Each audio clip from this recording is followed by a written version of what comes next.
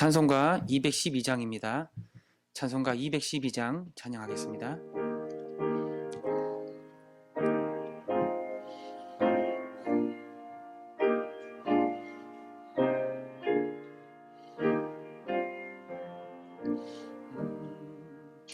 겸손히 주를 섬길 때 괴로운 일을 많으나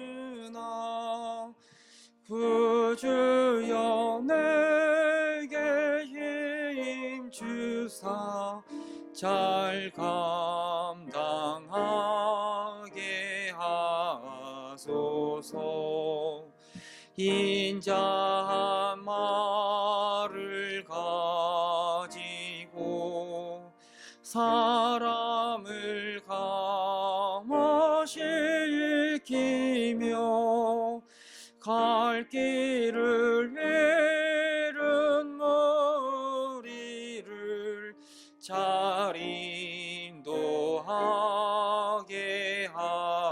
하소서. 구주의 귀한 인내를 깨달아 알게 하시고 굳건한 믿음 주셔서 늘 승리하게 하소서. 장래의 영광 비추사 소망이 되게 하시며 구주와 함께 살면서 참 평강 얻게 하소서. 아멘. 코로나19 때문에 인해서 우리가 많은 어려움을 겪고 있습니다. 우리가 명절을 보냈지만 또 명절이 이전과 다른 어르신들을 찾아뵙지 못하는 그런 어려운 일도 있었는데, 이 방역당국에서는 이번 연휴가 큰 고비라고 그렇게 이야기를 했습니다. 그리고 이번 주부터 다시 새로운 삶을 우리가 시작하는데, 하나님께서 이 어려운 고비들을 잘 극복할 수 있도록 우리를 붙잡아 주시고, 더 이상 이 감염이 확산되지 않도록 이 나라를 붙잡아 주시고, 안정을 되찾고 또 경제가 회복이 되고 또 우리의 잃어버린 일상을 다시 찾을 수 있는 그런 시간들이 되게 해달라고, 또 교회도 함께 모두가 모여 하나님을 예배할 수 있도록 속히 하나님께서 이 코로나 이 전염병을 하나님께서 종식시켜 달라고, 우리 시간에 또 한 주간의 삶을 생각하면서 함께 기도하겠습니다. 하나님 아버지, 참으로 어려운 시간들을 지나고 있습니다. 거의 1년이 다 되어가고 있습니다. 이 추석이 또 큰 고비를 하여서 많은 사람들이 집에서 이 추석 명절을 보내고 또 어르신들을 또 고향을 찾아뵙지 못하는 그런 어려운 일들이 있었습니다. 그러나 하나님께서 여전히 이 나라와 이 민족을 붙잡고 있음을 믿습니다. 우리의 기도에 응답하시고 결국 끝내시는 분이 하나님심을 우리가 믿사오니, 하나님 이 땅을 붙잡아 주시고 더 이상 코로나가 감염되지 아니하도록 인도하여 주옵소서. 추석 연휴가 끝나고 이제 오늘부터 새로운 일상을 시작합니다. 우리 일상 가운데 함께하여 주셔서 더 이상 코로나가 우리나라에 전염되지 아니하도록 주께서 막아주시고 많은 사람들이 회복이 되게 해주시고 이 나라의 경제가 회복이 되고 또 이 나라의 사람의 마음들이 다시 일어나게 하여 주시고, 또 무엇보다 하나님을 경외하는 하나님의 사람들이 함께 모여 예배드릴 수 있도록 주께서 그 모든 길을 열어 주옵소서.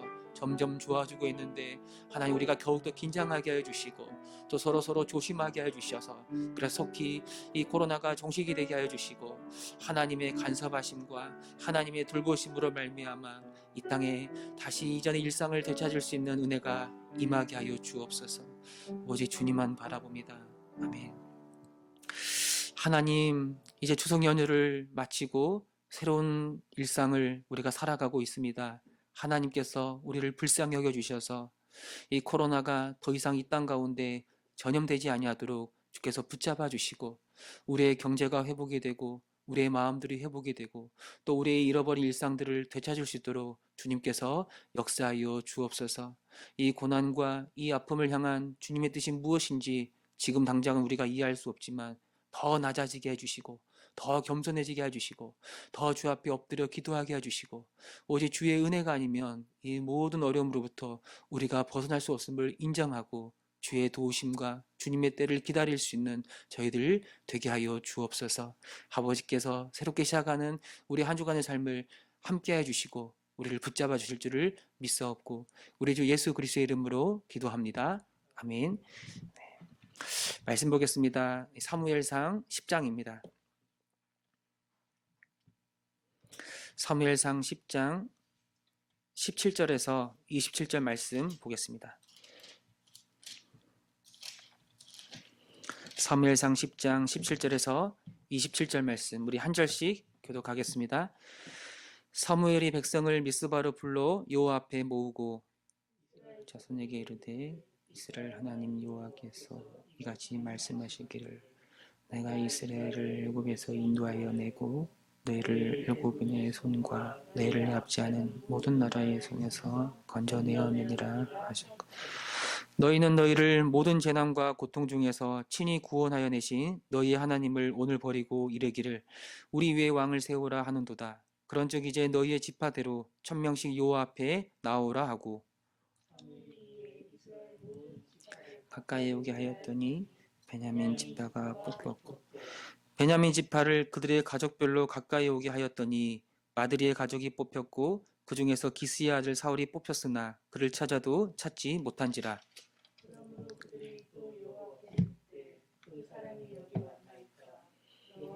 대답하시되 그가 진 보따리들 사이에 숨었느니라. 그들이 달려가서 거기서 그를 데려오매 그가 백성 중에 서니 다른 사람보다 어깨 위만큼 컸더라.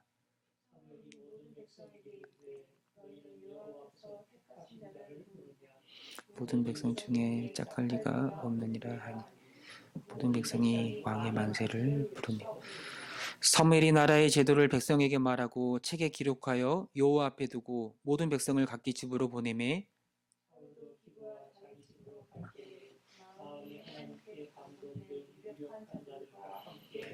네, 같이 읽겠습니다. 어떤 불량배는 이르되 이 사람이 어떻게 우리를 구원하겠느냐 하고 멸시하며 예물을 바치지 아니하였으나 그는 잠잠하였더라.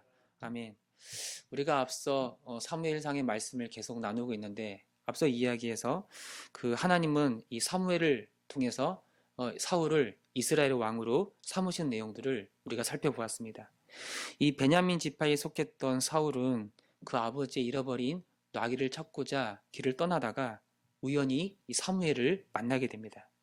여기엔 하나님의 섭리와 하나님의 뜻이 있었는데 그리고 사무엘은 하나님의 말씀을 듣고 그 말씀 그대로 이 사울에게 기름을 부어 이스라엘의 왕으로 삼는 거예요. 예. 사무엘이 사울에게 기름을 부었다. 하나님이 사무엘을 통해서 사울에게 기름을 붓게 하셨다. 이 말은 사울이 자기 실력이나 자기 능력으로 왕이 된 것이 아니라 하나님께서 그를 직접 친히 왕으로 세우셨다는 것을 의미하는 거예요. 또한 하나님이 세우신 왕이기 때문에 그 왕은 하나님의 말씀을 듣고 하나님의 뜻대로 순종해야 된다는 것도 의미하고 있는 거죠. 이처럼 사무엘이 이 사울을 왕으로 기름 부어 이스라엘의 왕으로 세우셨지만 이제 백성들 앞에서 모든 이스라엘 사람들 앞에서 공식적으로 하나님께서 기름 부어 세우신 왕임을 이제 공포하고 그렇게 말할 필요가 있었던 거예요. 그래서 오늘 본문에 보니까 사무엘은 이스라엘 백성들을 이 미스바로 불러 모아서 사울을 이스라엘의 왕으로 공식적으로 추대하고 있습니다.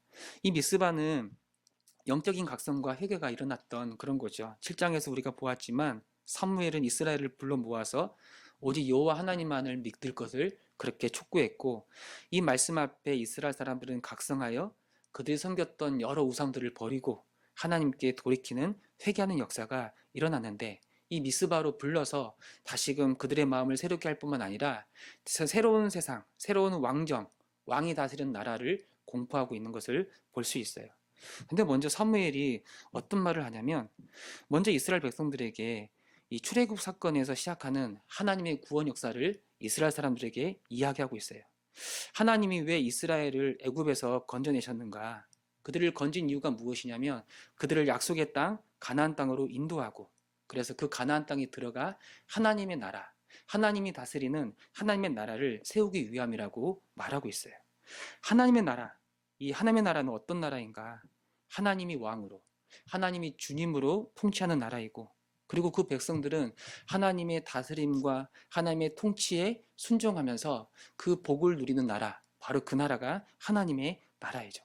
그런데 지금 이스라엘 사람들은 어떤가? 그들은 그들의 왕, 그러니까 여호와 하나님이 왕이잖아요. 그들의 왕을 거부하고 지금 눈에 보이는 가나안 사람들이 가나안 사람들이 의지하는 그 왕, 가나안 사람들, 이방 사람들을 다스리는 그런 왕을 구하고 있는 거예요. 19절에 보니까 사무엘이 이렇게 이야기합니다. 너희를 구원하여 내신 너희의 하나님을 버리고 왕을 요구한다. 너희를 구원하신 여호와 하나님을 버리고 왕을 요구한다. 그러니까 지금 이스라엘 백성들이 하나님에게 왕을 구하고 있는데, 그들이 요구하는 왕은 그들 주변의 다른 나라들과 같이 어떤 전제군주로서 강력한 권력을 가지고 통치하는 그런 왕이에요. 이런 왕은 하나님께서 원하시는 그런 왕의 모습이 아니에요. 만약 이스라엘 백성이 하나님께서 원하셨던 그런 왕을 구했다면 하나님은 백성들이 하나님을 버린 거라고 이렇게 말씀하지 않았을 겁니다. 결국에 하나님은 이 이스라엘 사람들이 원하는 그 왕을 기름 부어 세우시고, 이 제비 뽑는 과정을 통해서 이 사울을 그들의 왕으로 세워 주시는 거죠. 그 제비 뽑는 과정을 통해서 이 이스라엘 왕이 이 사울로 세워지는 것을 알 수가 있어요. 그런데 이 기스의 아들이 제비 뽑혀 왕으로 뽑혔는데 그를 찾아도 사람들이 찾을 수가 없는 거예요. 숨어 있는 거예요. 사실 우리가 10장 말씀 보고 있는데 10장, 9장, 8장을 걸쳐서 하나님이 여러 방법을 통해서 그를 이스라엘의 왕으로 삼으셨다는 걸 이미 보여주셨어요. 여러 징조를 보여주셨어요. 그럼에도 불구하고 이 부르심을 확인하였음에도 불구하고 이걸 거역하여 회피하여 숨고 있는 거예요. 그러나 이제 더 이상 그는 이 하나님의 부르심, 왕으로 부르심을 이걸 피할 수가 없는 거예요. 이제 모든 사람들이 그 사람이, 이 사울이 이스라엘의 왕으로 뽑혔다는 것, 이스라엘의 왕으로 하나님이 기름 부었다는 것을 다 알고 있었기 때문이고, 하나님이 이제 공개적으로 그를 세우시고 공개적으로 그를 모두 앞에서 이스라엘의 왕으로 확인하는 거예요. 사무엘도 24절에서 그렇게 이야기합니다. 너희는 여호와께서 택하신 자를 보느냐? 하나님이 사울을 직접 이스라엘의 왕으로 세우셨음을 선포하고 있는 거죠. 이제 사울이 사람들 앞에 나와 보니까 다른 사람들보다 키가 어깨만큼 크고 굉장히 준수한 사람이에요. 모든 백성 중에 이 사울과 견줄 만한 사람이 아무도 없을 정도로 그는 정말 인간이 볼 때, 사람들이 볼 때 아주 이상적인 인물이고 사람들이 원하는 그런 왕의 조건과 왕의 모습을 갖춘 사람이었어요. 그러나 여러분, 아무리 그가 사람들에게 외적인 조건으로 인정받는 인물이라 하더라도 우리가 여러 말씀들을 보니까 이스라엘 사람들이 구했던 왕은 어떤 왕인가? 백성들의 그런 욕망, 그 욕망은 어떤 욕망인가? 가난한 사람들과 같은 왕, 주변 이방 국가들을 통치하는 그런 강력한 왕, 그래서 더 강한 나라가 되기를 원하는 왕, 그런 왕의 모습, 그들의 욕망이 투영된 왕이라는 것을 우리는 이해할 수가 있어요. 사무엘이 이 사울을 이스라엘의 왕으로 선포하자 모두가 왕의 만세를 외치고 그를 왕으로 추대합니다. 그리고 사무엘은 백성들에게 왕이 다스리는 나라의 제도가 어떠해야 되는지를 설명하고 책에 기록해서 성소에 보관하게 합니다.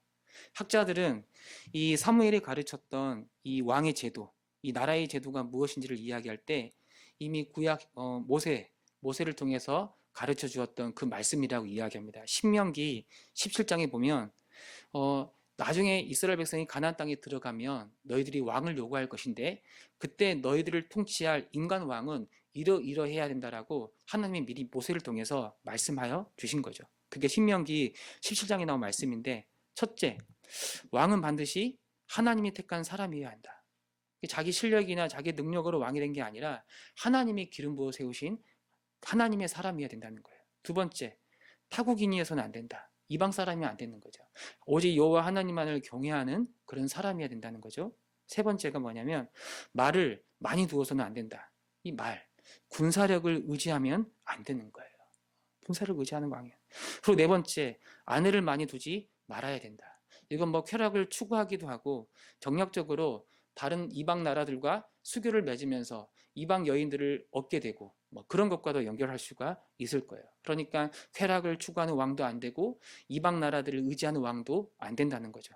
그리고 다섯 번째가 뭐냐면 자기를 위하여 은금을 많이 쌓아두면 안 된다. 재물을 의지하는 거죠. 재물을 의지하는 거.